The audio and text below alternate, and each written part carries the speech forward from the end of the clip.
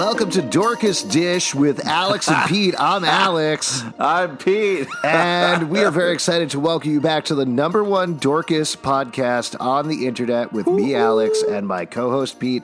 We usually, I think, have another co-host named Justin, and this podcast is a little bit different. It's called like Chilling Podcast of Sabrina or something like that. I don't know. I'm kind of forgetting. Yeah. But this is the main podcast. This is Dorcas Dish. We talk about the main character in Chilling Adventures of Dorcas. Again, I think that's the name of the show. Right. And what is so exciting about her.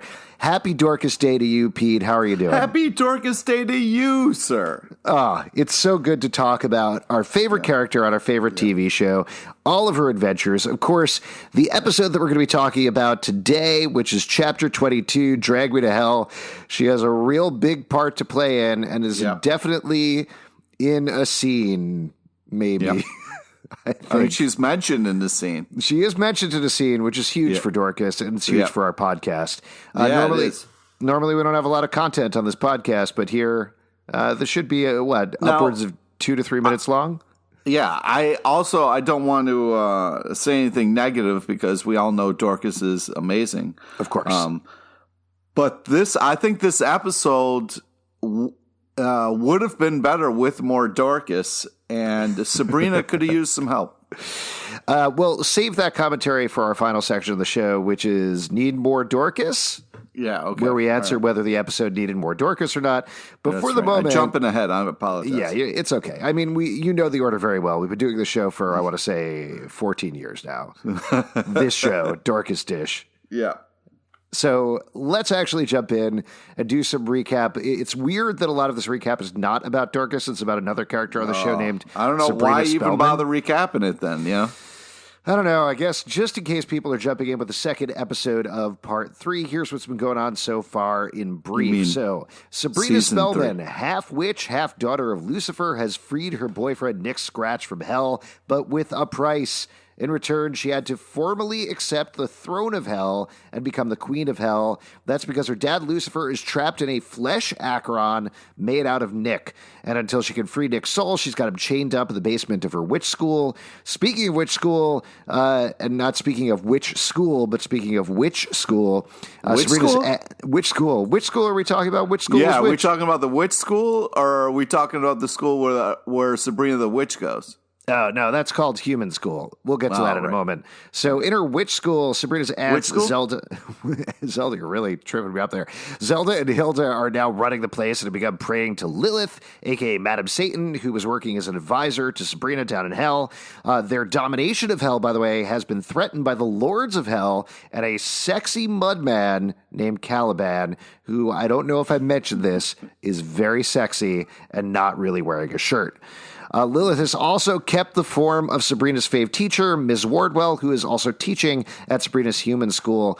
Meanwhile, while all of this is going on, Sabrina's cousin Ambrose is tracking down Father Blackwood, the former misogynist leader of the Church of Night, along with Sabrina's frenemy Prudence, who is searching for her infant brother and sister who were kidnapped by Father Blackwood. Now, back to Sabrina. She had decided that in addition to going to witch school and human school, which is a pretty busy schedule already, and running hell, we should mention, she was also going to join the cheerleading squad with her friend Roz, who has a psychic ability called the Cunning. Roz is also in a band with Harvey, Sabrina's ex-boyfriend, and their friend Theo.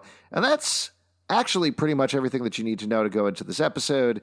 The important thing to remember, though, is what we kick off with, which we'll get to in a second. But before we do that, Pete, I think you were pretty excited about the first episode. I don't think we need to do this for every episode this season, but I'm curious to get the tone of the room here. How'd you feel about episode 2? It certainly paid off what you thought was the big plot line of episode 1, which was the ice cream truck. Oh, yeah. We got a lot of ice cream truck, which I'm super happy about. I mean, I thought ice cream truck was going to be running throughout the whole season. But they decided to, they want to grab people early and make sure they're, here. So I understand it. Well, I imagine this is getting a little technical in terms of the filming schedule, but if they had the ice cream truck in the first episode, they probably needed to shoot quickly before all the ice cream melted by the end of the second episode. That's true. Because it takes about an hour. Right. Go ahead, I'm sorry. No, I was just going to, please let me continue on this bit about how they filmed Sabrina live in real time. Yeah. Go ahead. What were you going to say, Pete? I was going to say, it's not like they had a giant freezer there to shoot in as well, so, you know. A giant freezer called Vancouver, my friend. All right. Let's jump in and talk about the episode. Yes, Pete. Just before we do that, you have there's just two things I want to say. Please. Two corrections, if you will, for what you were saying with the recap. This is season 3, episode 2, and okay, also so a little. I'll do corrections on your corrections in a second. Give it a second. Great. Yeah. And then the second thing I want to talk about is I wanted to ask you: did you write that recap, or are you reading like Wikipedia or something? Because that's really well written. Thank you very much. Great question, Pete. I'll answer your first question first, which I know was a statement, but it was an incorrect statement. This is part 3 of Sabrina. Part 1 and part 2 made season 1 of Sabrina. This is part 3. I'm really looking forward to having the same discussion on every episode of this podcast. Well, you know, I'm hoping the show will wisen up about its choices, especially if we keep talking about it. Oh, do you think our podcast being super annoying about it is eventually drive them to be like, Jesus Christ, we just need to figure this out? Well, it's just help me love the show. You know what I mean?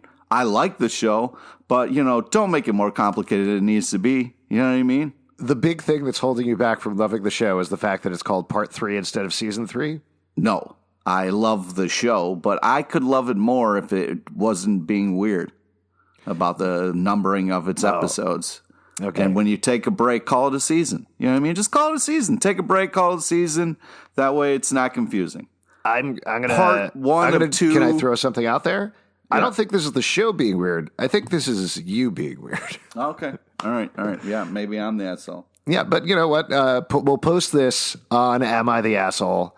And we'll see what comes back. I have the rights to that, by the way. Yeah. I'm glad we bought it. We're making a lot of money. It's really good. I'm hoping to eventually buy relationships.txt as well and just merge the two because they're pretty much the same thing anyway. Yeah. Back to your second question about the recap. I will say, not to like blow up my own spot or anything, but I was riffing it most of the time for every other podcast we've been doing. But in the new year, I'm trying to get new habits with our podcast. And one of those things is taking notes. So I wrote it, but I was riffing off it a little bit as well, so I don't feel, beholden to the text. Basically, I gave myself the direction. Just have fun with it, Wow. Yeah. Do you give yourself little pep talks before we do these things?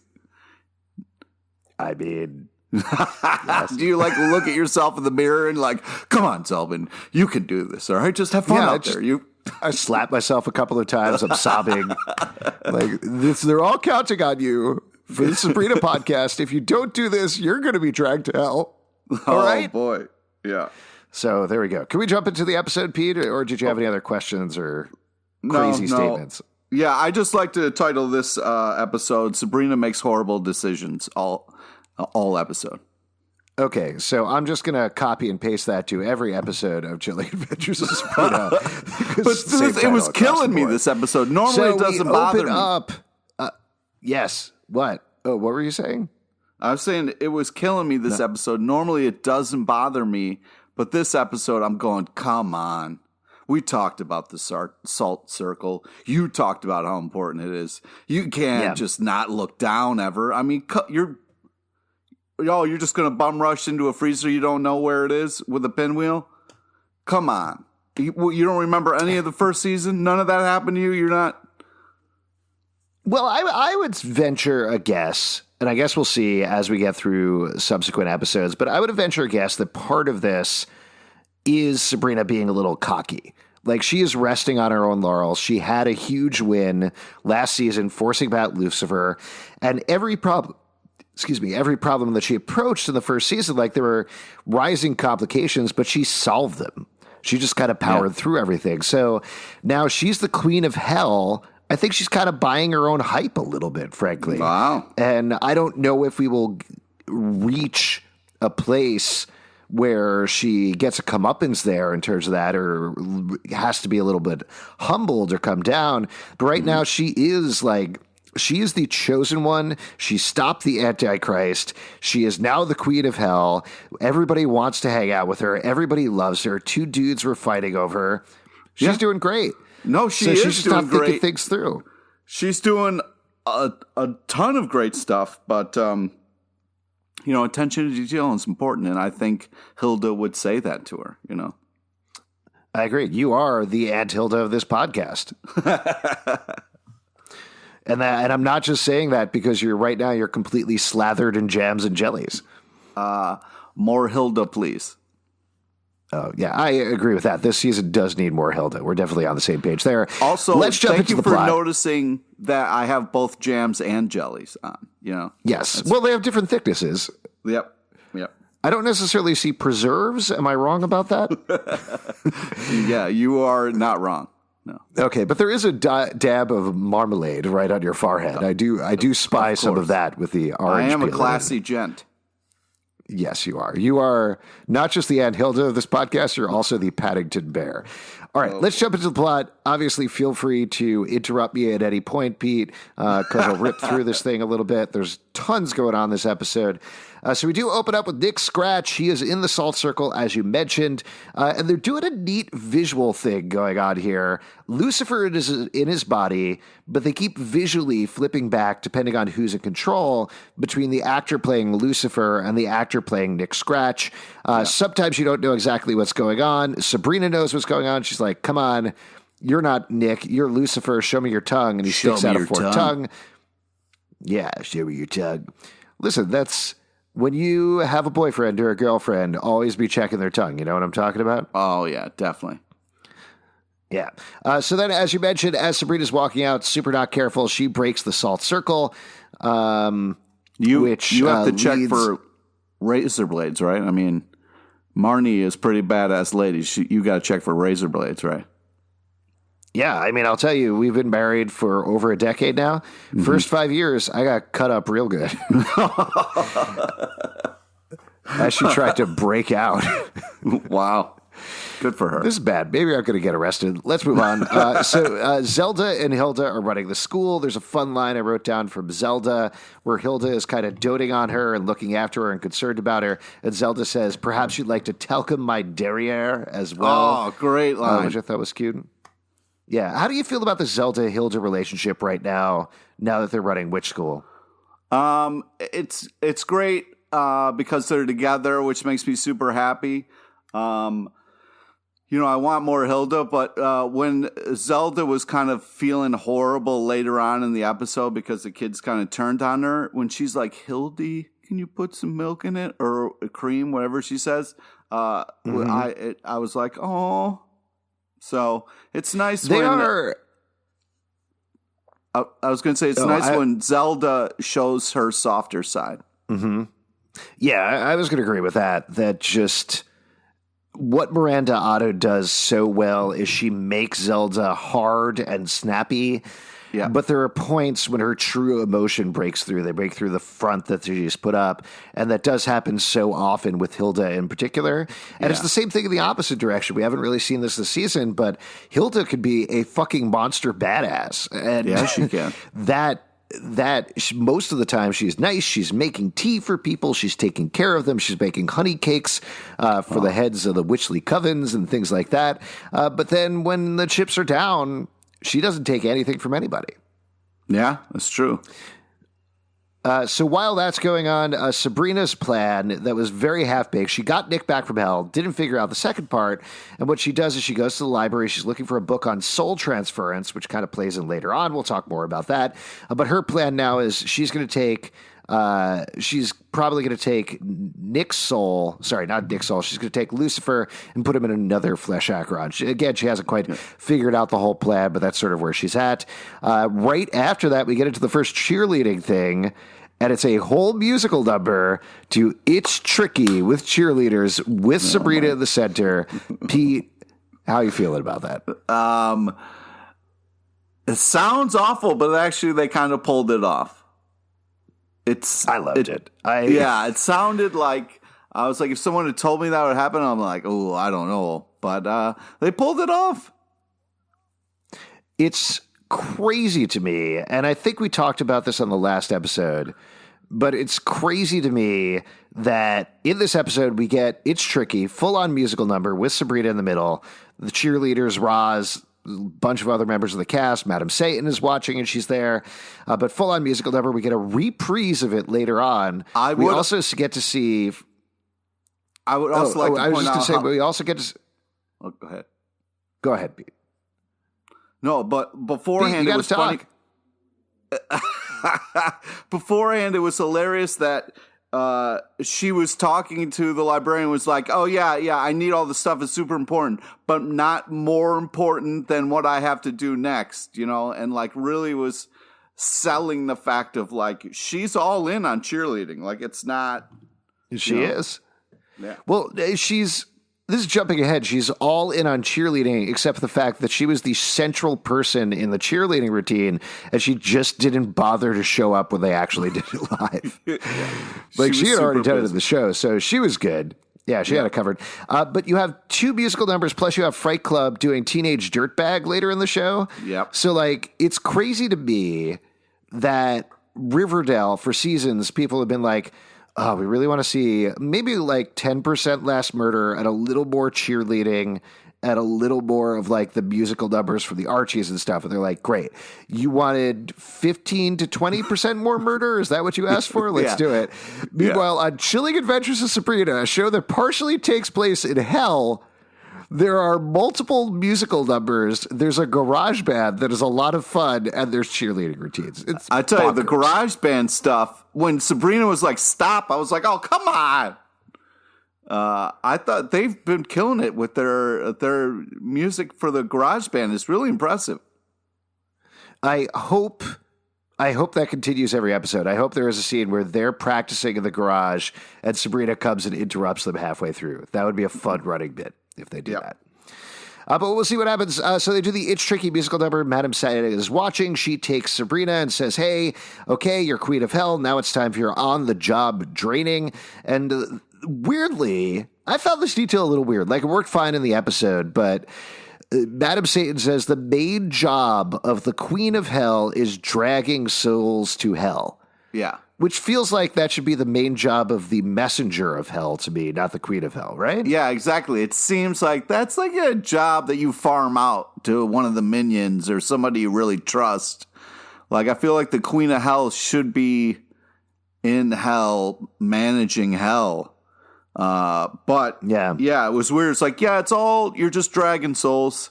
It's mostly soul dragging.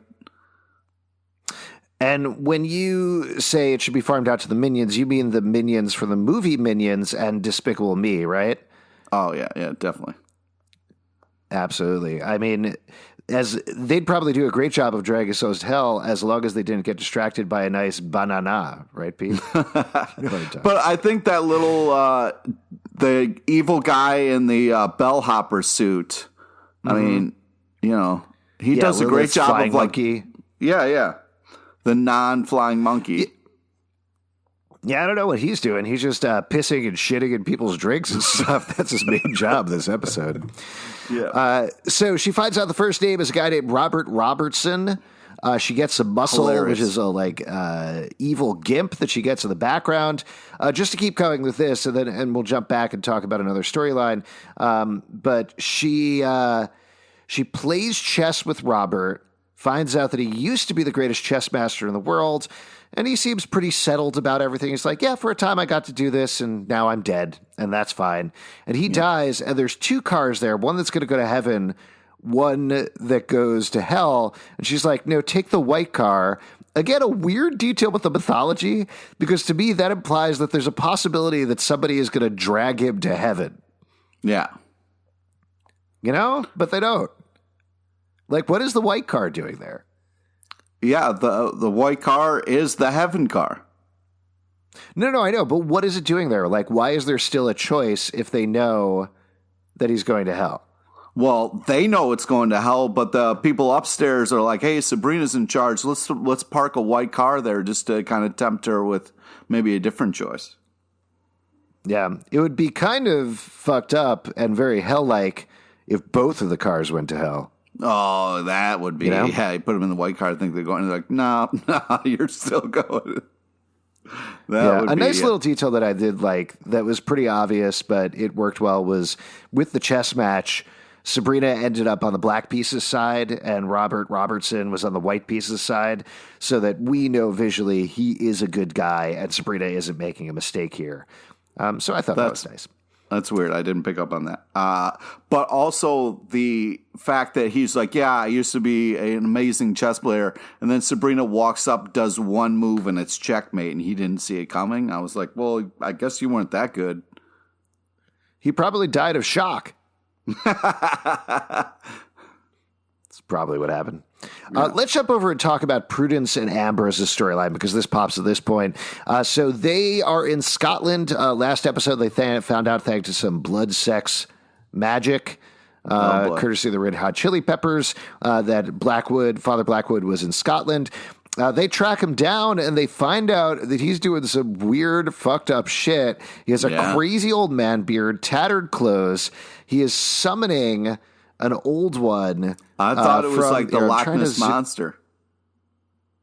It was kind of like a more like creature from the Black Lagoon type thing, I think. Yeah, the old like he was school, at Loch Ness. Yeah. Yeah, but they were mixing it up a little bit. They were just having a fun old time. So he summons, he calls it the Deep One. Mm-hmm. So he summons the Deep One. He is praying to eldritch horrors, and the Deep One brings him this egg, and in exchange, he's going to give them some sacrifices. What? Did you think it was the bowling ball at first? Because I first thought it was just like a bowling ball that he found in the bottom of the water. Like they were just going to play a sweet set of bowling or something? Or some bumper bowling? Like he was like, hey, I brought my ball. Are we going to go bowl? I got to tell you, I went bowling with Eldritch Terrors once. They cheat, man. They cheat. And like I bought a round of drinks, and I was like, and they were like, yeah, next one's on me. But they never paid for the next one. They skipped out before the check too. It was crazy rude. That's the worst. Yeah, never do that. But no, I was pretty sure it was an egg. Because it looked like an egg. But he brings out a boy and a girl who are approximately, let's say, around 15 years old. They're holding hands. They're dressed in old-timey costumes. He's going to sacrifice them, but as soon as Prudence enters, he slices the Deep One's throat, has a sweet-ass fight with Prudence, and Ambrose grabs the egg and threatens it. And this is what Blackwood reveals. He's been in a temporal bubble for 15 years. He says the old ones are returning, then the Eldritch Terrors. They knock him out, and then we'll loop back to that storyline at the end. Because, well, I think we can mention the end of it, but they bloop back to Greendale with him. Eventually, Father Blackwood, this is very much jumping ahead of the story, but Father Blackwood ends up being the new Flesh Acheron for Lucifer. Yeah, that was ridiculous timing on that. Was just like, where are you going to get another body? Bloop. Enter Ambrose. It's almost like somebody wrote it, you know? Like, we know this show is a documentary about Dorcas.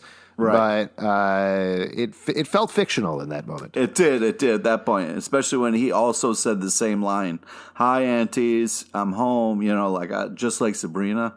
I was like, wow. Yeah. I think he was actually quoting Black Panther when he came in and he said, "Hey, auntie." Nice.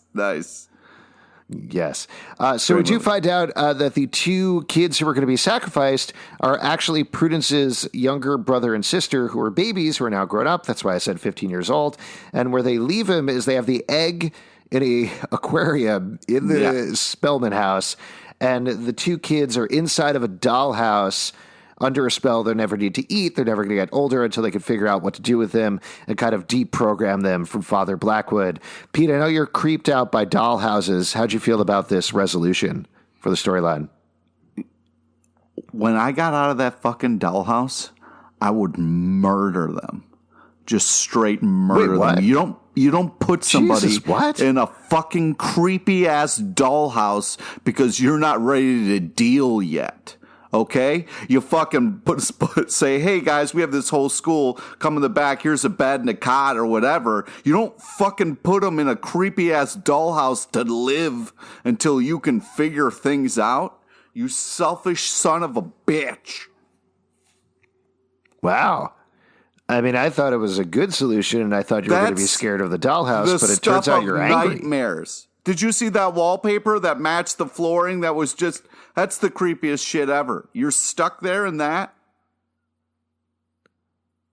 Your problem is the wallpaper in the dollhouse? That's your main issue? Well, the whole aesthetic of it. It's so clearly not a place where you put people. It looks like an insane asylum, like on crack. It's horrifying.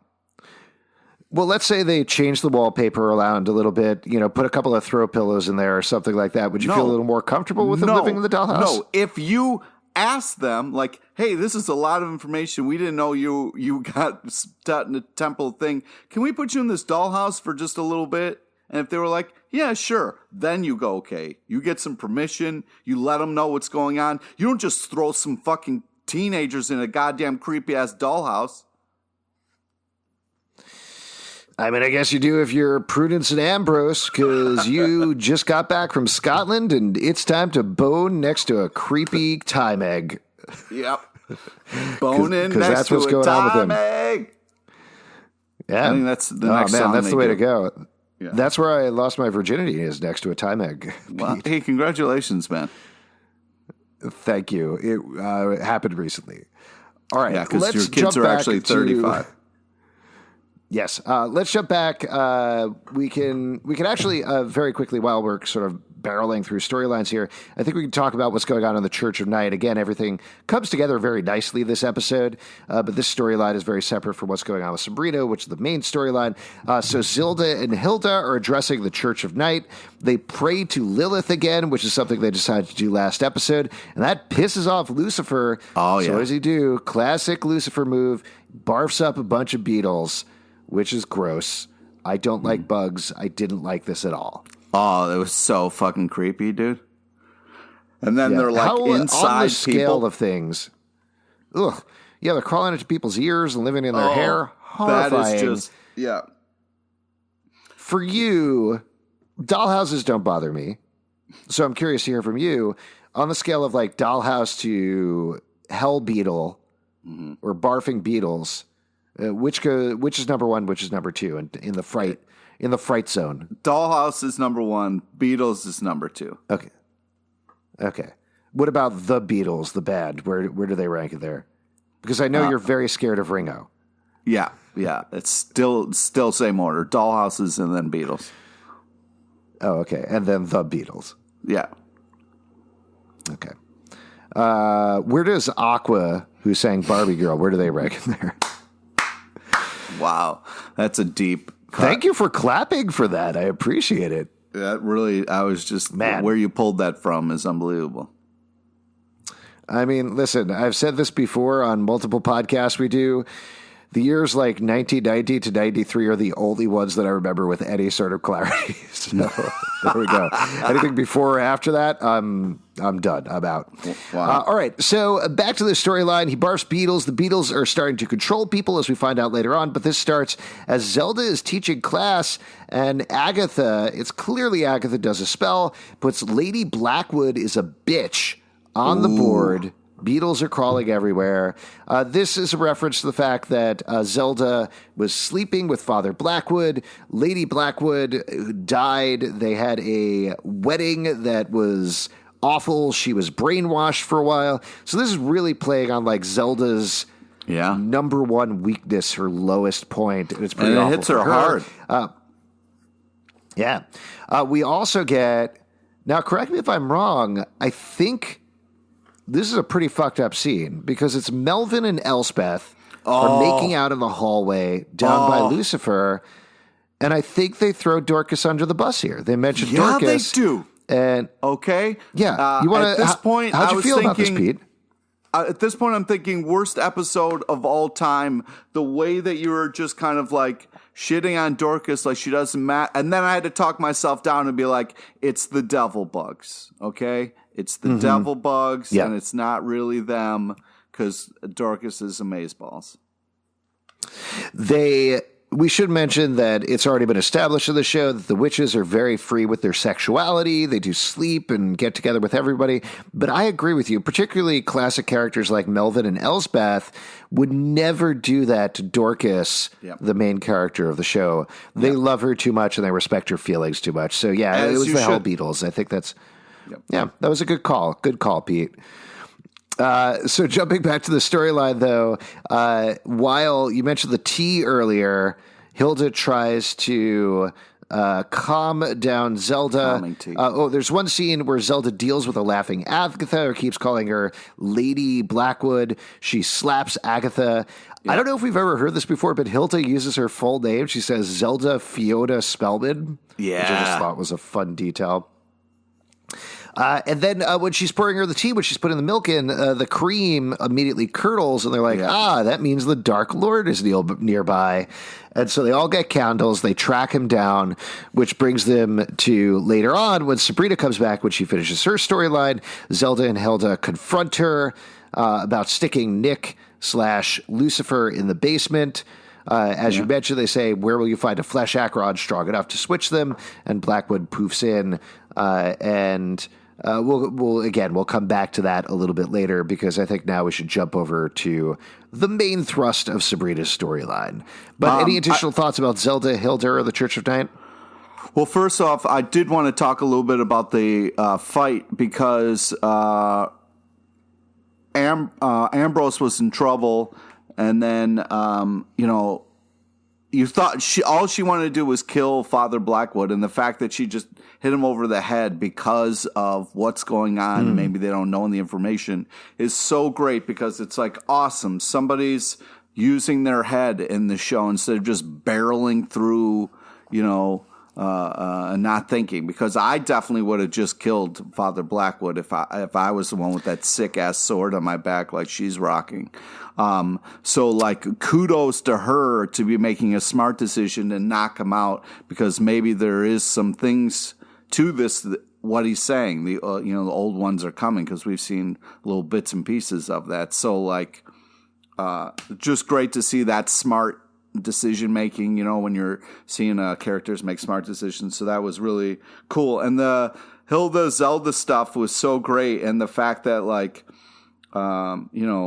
Hildy was just like, taking the time to prepare the tea and stuff like that. Like, I wish she would have drank the tea and would have realized like, oh, I do need this. But at the same time, like, showing their bond and the fact they confide in each other is just so great. When she uses her full name, it really snaps her out of it. So yeah, I just the two of them together, I could if they had their own spin-off show, I will watch every app. I sort of agree with you in essence. Like, I think there is, this is one of the things you were saying, but keeping Blackwood around because he did drop all this information and has a crazy time egg and all of these other things makes sense, because you still have questions for Father Blackwood. And in terms of the greater outside of the show, it's great to have the actor on because he is so much fun as Father Blackwood. But it's a bit of a bonkers decision to be like, well, we had Lucifer in Nick's body, and Nick was the only thing stopping Lucifer from escaping and taking over.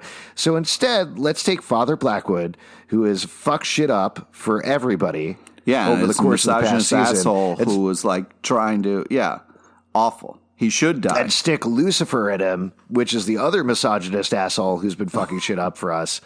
And let's put them together. That's bonkers. Like, that's not a good idea. Decision. But they might need that time egg, so. Yeah, you got to get the information. They'll keep him trapped and stuff. But then in the Acheron, which is an interesting scene, Blackwood, in sort of like this mental prison with Lucifer, is like, I'm over you. You're just a fallen angel. The Eldritch terrors are coming, older than the old gods. So we got a bunch of stuff that's already being set up here, like lots of big bads going on this season. But jumping back to Sabrina's storyline. So Sabrina sends the dude home in the white car. I did write this down. Madam Satan immediately after that pops up and says, you really are the worst. The worst. Which was great. Yeah. The worst. Hilarious. She hates Sabrina so much. Yeah. And they end up talking to the Lords of Hell in Caliban. Sabrina explained she was showing mercy. They're like, which seems a bad argument for hell. Well, and she's... Also, she saw this dude for 2 seconds. He was nice to her, and that's enough. Like, you don't know, like, before he was sitting down playing chess, you don't know if this guy murdered 80 people or whatever, you know what I mean? Like, the fact that she was like, no, he was nice to me, he deserves to go to heaven, is a little much. Well, she's using her instincts a little bit, which I think is okay, and we kind of do have to go with her. I think, like, on a logical level, you're correct that... Yes, of course, she doesn't have enough information to actually make this decision. Yes. But I think in terms of the show, we're supposed to know that, yes, she is correct.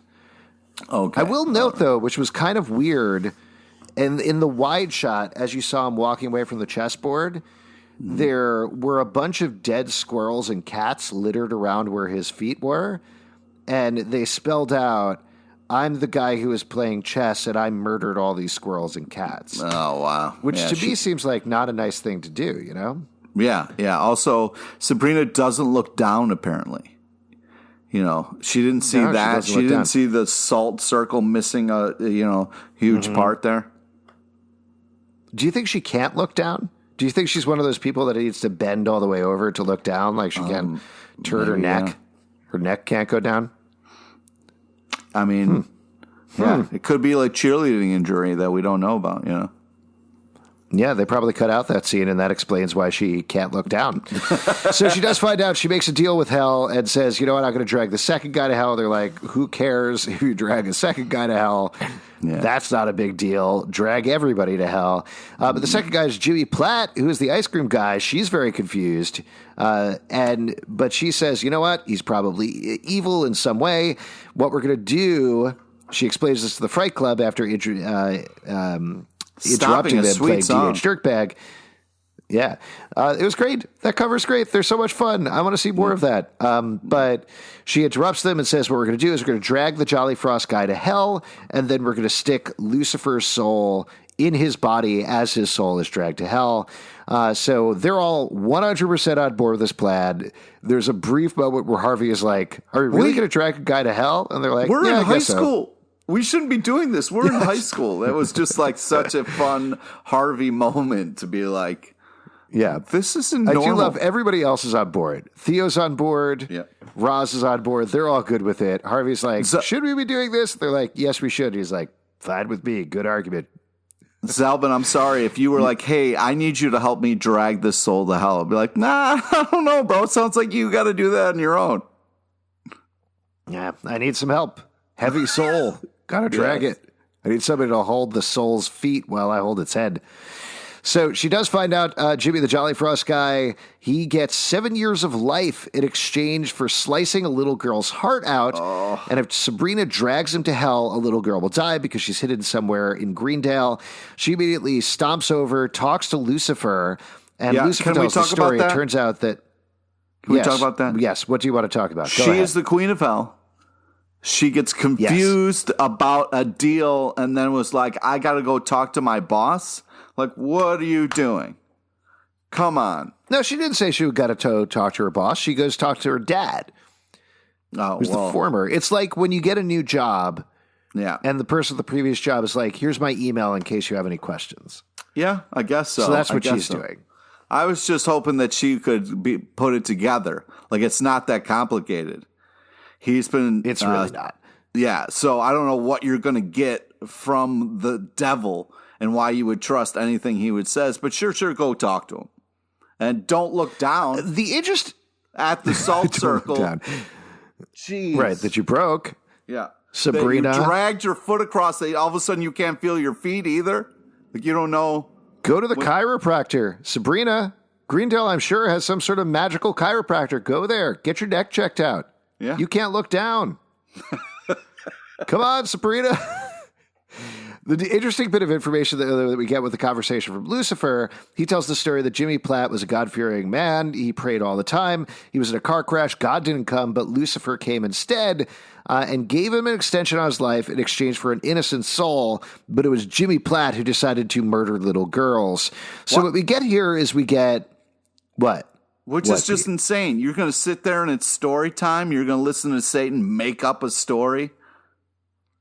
I don't think he's making up the story. Like what this draws a line with, it doesn't exactly give us sympathy for the devil, which makes me think would be a really good name for a song, but it does make us understand his direction a little bit, that he is offering these deals and then these people are making these bad decisions. And that what makes the chess guy okay is he makes the deal and ultimately he's like, you know what? It's my time. I'm going to go.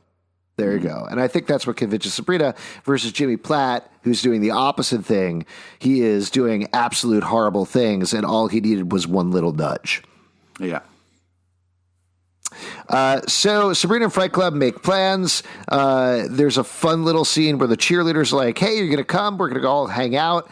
And Roz says, oh, I got to get my eyes checked out because she briefly went blind last season. Yeah. And they, in the doorway, are like, oh, thoughts and prayers. And then just leave, which I thought was very funny. But Sabrina and Roz go and talk to the little girl. They immediately figure out who she is. She's a girl named Lucy Anderson. They visit her mom. And two things happen. Lucy collects pinwheels, so Roz touches him and has a vision and finds out where she is. Sabrina takes the pinwheel. Yeah. If you're, and I really hope this never happens to you, but if you lost a child and then two cheerleaders showed up at your door with questions about your kid, would you sit down and talk to them, or would you feel like you get the fuck out of here? I don't know what you're doing here, but it's really weird. Cheerleaders are, in terms of enforcing the law, they're kind of like second to the police. Like I would say police are number one. Cheerleaders are number two. No, come on, dude. You got put police, then post office employees, and then cheerleaders, right? Right. Yeah. Yeah. Police, post office, then cheerleaders. Yeah. I would say like police, cheerleaders, post office, then the Beatles. And where would you put UPS on that? UPS way at the bottom. Don't trust those guys. Wow. What are in those packages, huh? Just boxes? Just like what's in the box? Oh, don't. What's in the box? What's in the box, man? What's in the box? Sabrina takes a pinwheel. We'll get back to that in a second. There is a fun other thing that happens to this episode that's fun for fans of Riverdale in particular. Theo bumps into a new student named Robin. They have a little bit of a meet cute, and he invites Theo to the pep rally, and they seem to really like each other. What do you think about this character before I get into the Riverdale connection? I don't know if you picked up on it, Pete. I did not, but what was adorable about it is how much Theo was kind of relishing the moment, which I really enjoyed. Like Theo's like, oh my gosh, this is so nice. This is happening to me. And it was very enjoyable. Yeah. It was super cute, and it's nice to have a romantic interest for Theo. The only note of caution I throw there is the actor's name is Jonathan Whitesell, and he played Kurtz on the last season of Riverdale. Do you remember Kurtz? I don't remember Kurtz. Kurtz was the crazy former... he was a ghoulie. He wasn't a Southside Serpent. He was a ghoulie, and he was an acolyte of the Gargoyle King. He was the one that in the Raid episode fought with Jughead. They fell out the window together. He was like Jughead's kind of foil for a while. Oh, wow. That's right. Yeah. Yeah. So, I don't know. He usually plays creeps, so I just kind of very sweet. If you die in Riverdale, do you just go over to Greendale? I think so. I mean, that's what happened with Kurtz. That's what happened with Benjamin Button. He is playing a different character. It's not Kurtz. It's a guy named Robin. Yeah, so but there is that. You said his name actor. Weird. He said his name like Kurt Robin. Like I almost think he said Kurt. It could be Robin Kurtz. You don't know. That's true. We don't know his last name. Maybe we'll find that out very soon. That would be pretty messed up after having not, but also, yes, Penelope Blossom the last episode. But he invites Theo to the pep rally. They also have a very cute scene later where he buys Theo some ice cream, and Theo is like, was the ice cream guy weird at all? And Robin's like, nope. And they're just happily having ice cream, but Theo is just sort of licking it, very nervous. Probably thinking maybe there's chunks of little girl in there or something. Yeah, I know. If you know that the ice cream guy is super creepy, I would not be cool eating the ice cream. Also, Robin kind of looks like it's way too happy just to be there and stuff. So I don't know. I think there's something else going on. Yeah, maybe. But Robin also seems to like Theo. Like that could be the reason for being so happy. We'll see. I hope so. Yeah. So Sabrina and Roz have a little bit of a seance. They use the pinwheel to contact Lucy. Lucy is freezing in a freezer. She is very quickly fading. So Sabrina bloops over to the freezer, and Jimmy is waiting there, traps her in the freezer with a bunch of sigils, and he heads off to the game to... whatever. Caliban and Lilith have a quick chat, which is, I think, sort of like a utility scene for her to be like, I'm just going to go check on Sabrina and go see what's going on with her. She's probably in trouble somewhere. And in fact, she is. Lilith rescues Sabrina. There's another fun Lilith line where she says she followed her psychic trail, and she's like, I have a psychic trail. And she says, like a slug leaves slime. So Ace's Lilith burns this episode in particular. Yeah. And then there's an interesting thing that I'm sure will have no repercussions whatsoever, where Lilith ends up bringing the girl back to her mother, and she says, oh, thank you so much. What's your name? And she says, my name is Mary Wardwell. Given that there is a Mary Wardwell in town, again, might be a little bit of a problem. But back in the game, while It's Tricky is going on, a little boy, I think, approaches Jimmy, buys some ice cream, but it's actually Sabrina using a glamour, and she drags him to hell. Yeah. And very fun effects, just like tentacles popping out, him falling into the ice cream truck. And she goes to hell, and she's like, you know what? I'll get another body, but this is not the way things should work. We're not going to make deals like this with people anymore. Hell needs a makeover. Yeah, that was a hell of a line. I cannot wait. We need a makeover this montage. Town needs Pete. an That's enema. what I'm saying. What's that from? Batman. Oh. Joker from the first Batman? Yeah, Jack Nicholson. Jack Nicholson. Yeah. The Jared Leto's kind of my Joker, so I don't really think about that much. You're the worst. Whatever. You leave a trail like a slug leaves slime. Yes. That's true. But it was also lucky that nobody was looking over at the ice cream truck while it was glowing and bouncing around and stuff. Yeah, I kind of figure that happens in some sort of like null space, just like the thing that happened with not Robert Robertson or whatever his name was, where it's kind of like happening outside of time. So if you looked over, I think you would just see the ice cream truck, and that's probably it. But the good news, empty ice cream truck means free ice cream. For everyone. The rules. Yep. For everyone. Free ice cream all around. Yeah. So that's pretty much the end of Sabrina's storyline. They end up putting Blackwood in the Flesh Acheron, as we mentioned. Nick is back and safe. He is in bed. Sabrina wakes him up with a kiss, like Snow White herself. She is crying. They kiss again. What'd you think, Pete? Are you happy that Sabrina is back together? I'm suspect, but I'm happy that Sabrina's happy. Yeah, I thought that was a very sweet scene. I like that, and I'm glad we saw that before the end of the episode. And then we get a Harvey and Roz chat in the back of his truck, which is also very sweet and cute. And they're smooching too, but this is also a tee-up for what's coming next.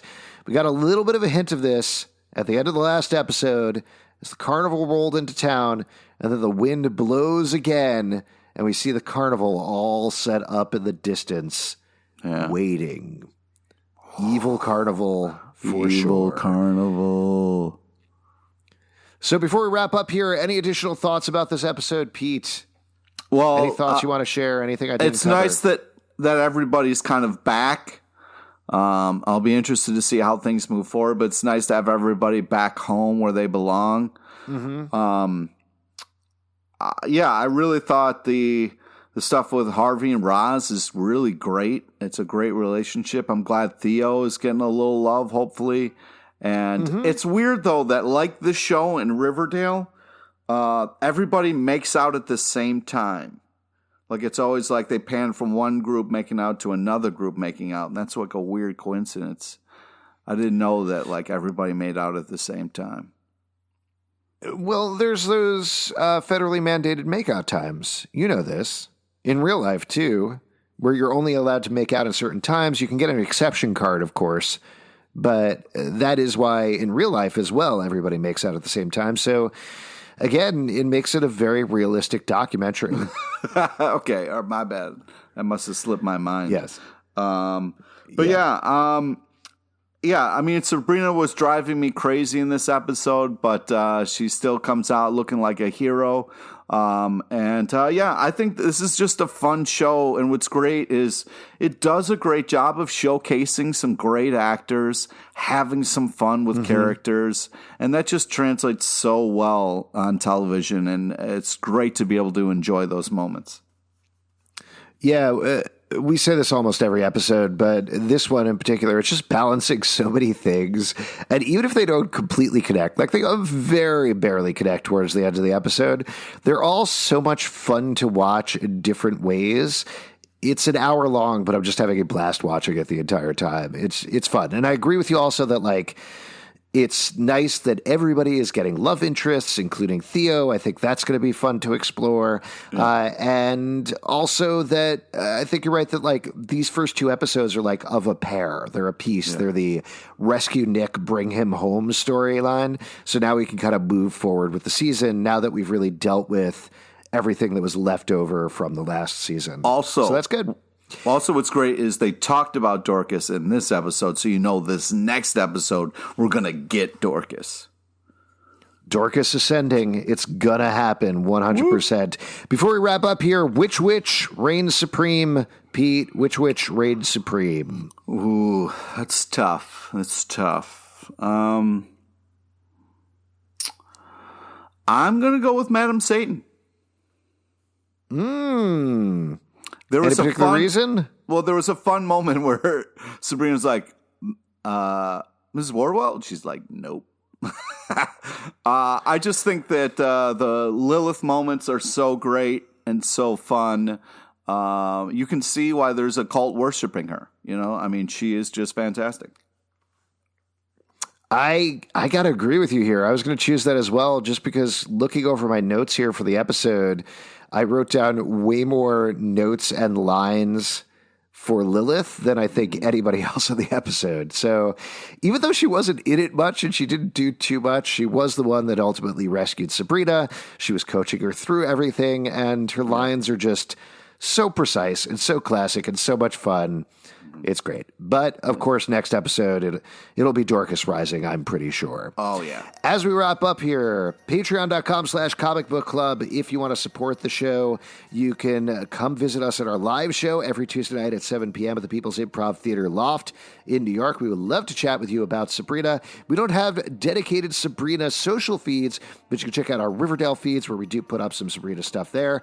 That's at Riverdale Dark on Twitter, at Riverdale After on Instagram, and Riverdale After Dark on Facebook, iTunes, Android, Spotify, Stitcher, or the apps of your choice. Pete, you have a point you want to bring up. What's up? Yeah, I just want to say, don't forget to plug the Dorcas, Twitter and handle and all that stuff, as well as, I'm sure we'll have Dorcas t-shirts and stuff like that for our show, right? Yeah, well, of course, you definitely want to, on Twitter, this is Twitter, Instagram, Facebook, TikTok, and weirdly, CompuServe bulletin boards. You can check out Dorcas Dish. You just need to search for that, and it'll come up every single time. So as I was mentioning, iTunes, Android, Spotify, Stitcher, or the app of your choice, please do leave us a comment on iTunes in the Chilling Podcast of Sabrina feed. That would be much appreciated. ComicBookClubLive.com for this podcast and many more. And we'll see you next time for Dorcas Dish with Pete and Alex. Yeah. I think it was actually Alex and Pete. I think I switched it around. Yeah. That's all right.